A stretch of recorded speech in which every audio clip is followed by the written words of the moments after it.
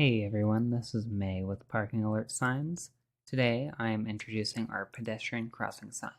This sign is three-sided, displaying pedestrian crossing on three faces and being blank on the back. This sign is wall-mounted and is also able to be mounted to columns, posts, and other supportive surfaces. This sign is best used in areas with both pedestrian traffic and vehicle traffic to alert drivers of a pedestrian approaching a crosswalk area.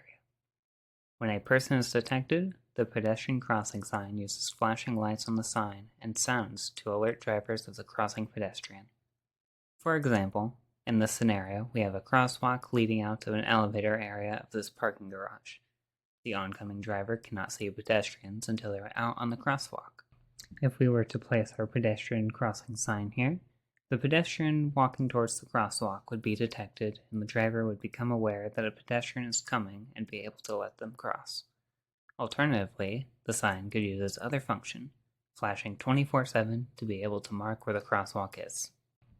Some other examples of good use cases for the pedestrian crossing sign are alerting if a pedestrian is crossing in front of the exit of a parking facility, or marking a temporary crosswalk in a working area. We have complete kits ready to go on our website. Thanks.